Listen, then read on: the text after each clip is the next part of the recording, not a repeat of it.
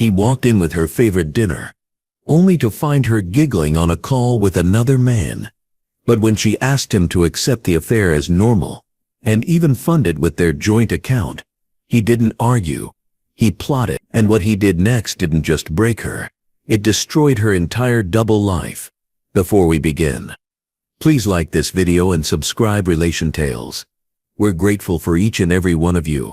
Let us know where in the world you're tuning in from. We'd love to hear from you in the comments. Let's begin. It was never the long hours that broke us.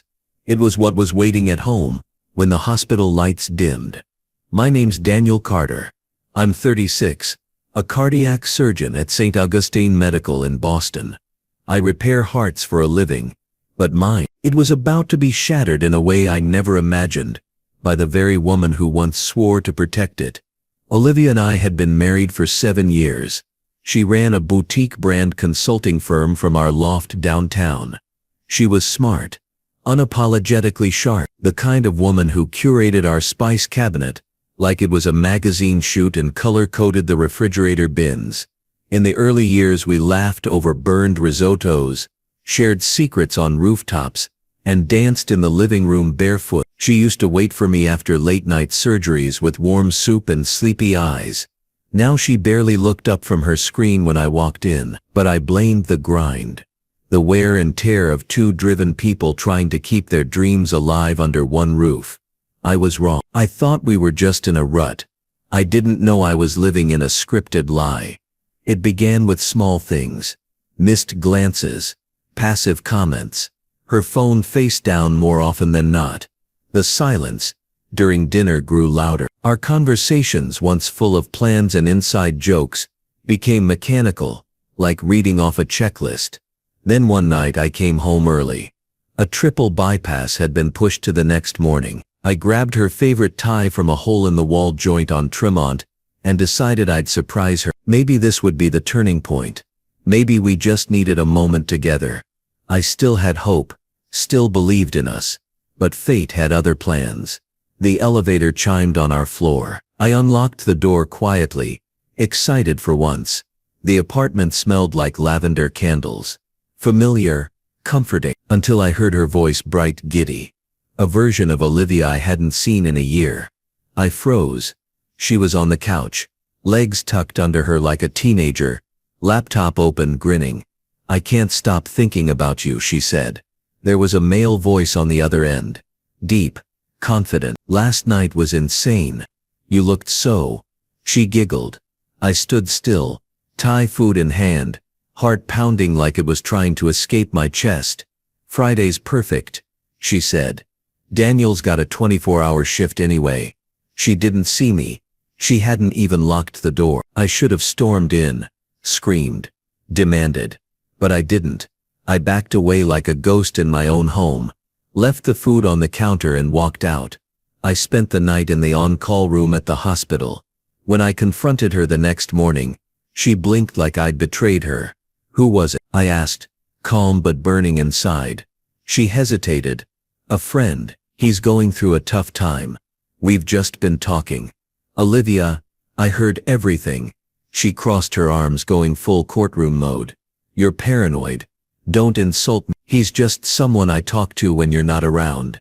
You don't whisper about last night and can't wait to see you again to someone who's just a friend," I said. Then came the gut punch. "You're never home, Daniel. I'm lonely. I needed support. So you cheat." She looked away. "I wouldn't call it that." "Then what would you call it?"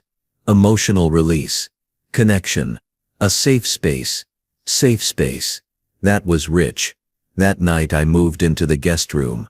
She kept using words like emotional neglect and marital burnout, words I'd heard before, but never used to justify betrayal. Still, I gave her a chance. I suggested therapy. She laughed. "Therapy won't fix what your schedule broke." I canceled 2 surgeries, took time off, tried to rebuild, but Olivia had already made her choice. His name was Nolan. He was a creative director for a lifestyle brand. Hipster beard, too much cologne. The kind of man who called himself an empath on LinkedIn. She met him at a networking seminar in New York. What started as collaboration turned into late-night calls, business trips, and eventually, hotel rooms. I found proof. Emails, messages, photos, all dated, all damning. 12 months. That's how long it had gone on, and I had bankrolled it. Dinners, spas, flights, all neatly categorized as business expenses. I paid for their affair literally. But the worst part wasn't even the betrayal.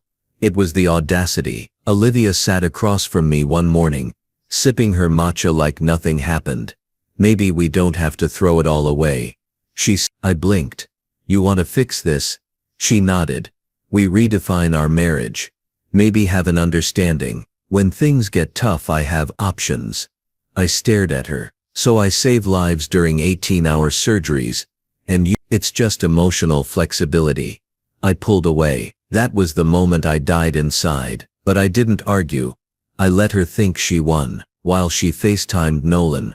From our living room, I started documenting everything. Screenshots, statements, dates, a timeline of betrayal. She didn't know I had access to her shared iCloud backup. She didn't know I'd hired a digital forensic expert. She didn't know I'd already spoken to a divorce attorney. She didn't know I'd already spoken to a divorce attorney. She didn't know I was about to turn her world upside down. Not by screaming, not by begging, but by destroying the foundation of her lies silently, legally, and permanently. It's strange how betrayal doesn't come all at once. It comes in echoes, like the second you realize her smiles were never for you, the third time her phone lights up at 1:13 a.m. and she turns it over without even blinking. Or the moment your own home starts to feel like someone else's apartment with your name still on the lease. While Olivia floated through our loft like she was the misunderstood heroine of her own heartbreak novel, I was quietly becoming someone else. A man with a plan. I kept my calm. I let her mock my emotional distance, let her talk about soul realignment, and how Nolan understood parts of her I never tried to reach. She didn't know I had already filed the subpoena requests. Didn't know I was logging every call, every charge, every text that rolled through her cloud backup. She still thought I was grieving, frozen, that I might come around. No, I wasn't grieving. I was calculating. 3 days later I met my lawyer Matthew Dean, sharp suit, quiet voice, no small talk. I handed him a leather binder titled Olivia Project True. He flipped through page after page, receipts from hotels in Portland and Denver, Airbnb messages, spa appointments, screenshots from chat threads with hearts, emojis, suggestive lines like "can't wait to feel you again." He whistled once. She's been thorough. She's been funded. I said, by me. He looked up. You want this to be quiet, or nuclear? Nuclear, I said, but silent. I didn't want screaming. I didn't want a messy courtroom scene. I wanted precision, the kind you use when slicing between a tumor and a healthy artery. Meanwhile, Olivia kept pretending. She planned a dinner party, invited friends we hadn't seen in months, cleaned the apartment like it was going to be featured in Architectural Digest, wore the same red dress I bought her on our second anniversary. I let her lean into the illusion. That night, over candlelight and wine, she laughed like a woman reborn. She toasted new beginnings and said we were working on things. I looked around the table at our mutual friends I'd already emailed with receipts. Their smiles were tight, polite. Underneath I could see the realization crawling across their expressions. She's lying. He knows. This is all falling apart in real time. Olivia clinked her glass with mine. I didn't blink. Back home, she asked me if I felt the shift. What shift? I asked, keeping my voice smooth. You were present tonight. You looked at me. That hasn't happened in months. That's true. I looked at you very closely. She smiled, thinking she'd won something. That weekend I met with a forensic accountant.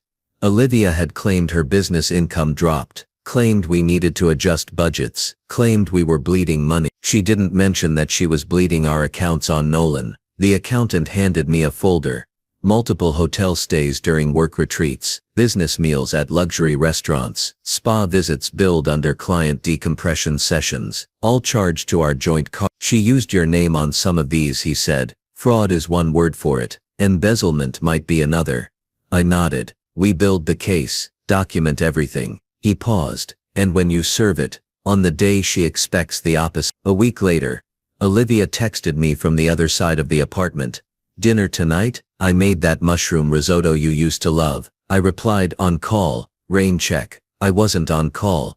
I was sitting in Matthew's office, reviewing the final petition for divorce, filed under 10 irreconcilable differences, supported by documentation of infidelity, financial misconduct, and fraudulent misappropriation of marital funds. I signed it. Matthew looked at me. "You sure you don't want to wait until she slips up more?" "She already has, emotionally, financially, legally." I stood. "Now we cut the cord." The papers were served on a Thursday morning. I'd already left for the hospital. She was in her robe, making her morning smoothie. The courier dropped the envelope right next to the blender. She didn't text me until noon. "Olivia, what the hell is this?" "Me, it's freedom, wrapped in paperwork."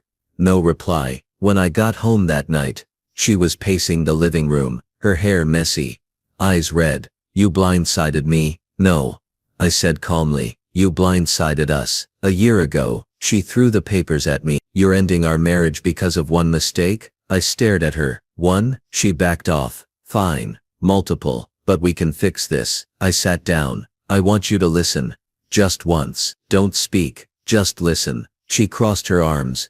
"You didn't cheat because you were lonely. You didn't cheat because I was unavailable. You cheated because you thought you could get away with it. You enjoyed the thrill. You wanted to keep your comfort and have your excitement. You used me to pay for your affair, to cover your lies, and then expected me to evolve into someone who accepts it." I raised a hand. "Not done. You wanted me to stay, quiet, understanding, a background character in your self-love journey, but you forgot one thing." "What?" "I'm a surgeon. I don't guess. I cut deep until the rot is gone." She packed a bag that night, not because I told her to, because she saw it in my eyes. It was over. I wasn't the man she once manipulated. I wasn't the desperate husband holding onto a broken mirror. I was the man holding the scalpel.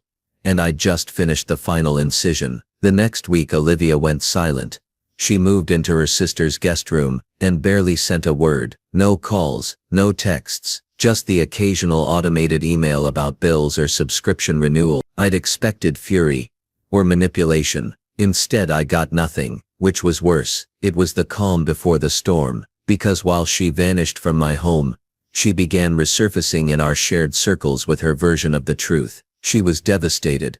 One friend told me, "Olivia says you were emotionally gone for years, that you didn't touch her, didn't see her." I didn't argue. I just forwarded the friend a neatly organized PDF, screenshots, receipts, hotel bookings, messages from Nolan signed with "You were glowing last night." The friend replied 30 minutes later, "I'm sorry, I didn't know it was like this." One by one her narrative began to collapse.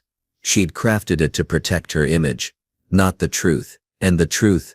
Well, it had timestamps. The real turning point came during discovery. Matthew called me in. "You need to see this." Emails, dozens of them, from Olivia to Nolan, from Nolan to her lawyer, plans to maximize alimony, lists of what she thought she could leverage, and then the worst, an email she sent to Nolan: "If I can play this right, Daniel will snap and file first, then I get sympathy, and maybe half his pension." The arrogance, the strategy behind her betrayal was more calculated than I'd imagined. It wasn't a lapse in judgment. It was premeditated erosion. I sat in Matthew's office, holding that printout, feeling nothing but cold, biting clarity. "She wanted a performance," I said. "Fine, she's about to get the finale." 2 weeks later we had our first mediation meeting. Olivia walked in, dressed like it was a job interview, smile thin and eyes tired. She expected hesitation, regret, maybe even a plea to reconsider. Instead I slid a file across the table. It contained a full breakdown of her affair expenses, timelines, financial misreporting, color code. Her lawyer's face drained. "I'd advise your client to review that before continuing," Matthew said coolly. Her hands trembled as she flipped through. When she reached the printout of her own email about manipulating the divorce, her voice finally cracked. "You went through everything?" "No," I said calmly, "just enough to make sure the truth showed up in the room today." She swallowed. "This doesn't need to be ugly. It's already ugly," I replied. "Now it's just accurate." The settlement didn't go how she'd hoped. The judge didn't appreciate infidelity combined with financial misuse. She walked away with a fraction of what she thought she'd get. And a courtroom that saw her not as a victim, but as an architect of her own downfall. And Nolan, he ghosted her the moment her lawyer said the word discovery. Apparently being her escape plan was fun until it came with legal documents. 3 days after the final ruling, Olivia texted me one last time. "You didn't have to go this far." I replied, "You built the I just turned on the lights." Freedom didn't feel like fireworks. It felt like silence. No more pretending. No more walking into my own home feeling like a stranger. No more catching the scent of her perfume and wondering who else had been close enough to notice. The final paperwork was signed. Olivia was out. Legally, financially, emotionally. But closure doesn't come from a judge's signature. It comes from acceptance. And it took time. The first few weeks I buried myself in work. Back-to-back surgeries. Endless patient rounds. Anything to drown the noise. My apartment felt sterile. Too clean. Too organized. Her touches were gone. But the ghost of her betrayal lingered like dust. One night, while sorting through a kitchen drawer, I found one of her old notebooks titled Life Goals. I hesitated, then opened it. Inside were pages of doodles. Sketches of her future. Lists of places she wanted to visit. Bali, Paris, and one line underlined in red. Build a life with someone who sees me. The irony twisted in my gut. She wanted to be seen, but instead of standing beside me while I fought to save lives, she chose someone who had time to watch sunsets and whisper promises without responsibility. And the worst part, I might have understood that if she'd just said it. But she didn't. She lied, hid, stole. She didn't ask to be seen. She demanded to be worshipped. The hospital became my refuge. And yet even there the story followed me. Colleagues who once looked at me with pity. Poor guy. Always working. Probably the reason she strayed were now silent or overly nice. They'd seen the truth. Some admitted it. Dr. Marshall pulled me aside in the break room. "I misjudged the whole thing. You didn't deserve any of that, Daniel." "I know," I said simply, "but I survived it." And I had. What was once a gaping wound had become a scar. Still there but no longer bleeding. Then one evening, as I was grabbing coffee in the hospital cafe, I met someone unexpected. Dr. Maya Ellis, an orthopedic trauma surgeon, confident, warm, with that tired spark in her eyes that only comes from years of night shifts and miracle saves. She'd heard of me, I'd heard of her. We talked about work, about how caffeine was its own religion in hospital, about difficult patients, long hours, missed birthdays. It wasn't flirting, it was connection, and it was real. Over time we shared more than just coffee. We swapped stories about life after betrayal. Hers different but just as scarring. She told me, some people leave quietly, some leave with flames, but the ones who come after, they matter. One night she asked, "Would you ever get married again?" I smiled, "Only if I can read all her emails in advance." She laughed, "Fair." And Olivia? She reached out again months later, not to apologize, but to reconnect. "I think we could be friends again. I miss who we were." I didn't reply, because I didn't miss who we were. I liked who I had become. The final piece of the puzzle didn't fall into place until nearly a year later. I was at a charity gala, hosted by the hospital. Clean tux, stiff tie, a fresh sense of peace I hadn't worn in years. Maya stood beside me in a navy blue dress, laughing with a couple from the board. I was listening, smiling, and for once not faking it. Then I saw her, Olivia, standing by the bar, alone. She was thinner, duller, her usual flair dimmed into something subdued. Her hair was styled the same, her heels still loud on the marble floor. But her eyes looked hollow. She saw me, froze. I didn't look away. She walked over slowly, like someone tiptoeing into cold water. "Daniel," she said, voice unsure. "You look good. You look like someone who finally ran out of spin." I replied calmly. A pause. "I lost a lot," she whispered. "I didn't take anything from you," I said. "You handed it all away." She looked over at Maya, who smiled softly and turned back to her conversation. "You moved on," Olivia said. It wasn't a question. "I moved forward," I corrected. She hesitated, searching for something to say, something meaningful, something that would stick, but she couldn't find it.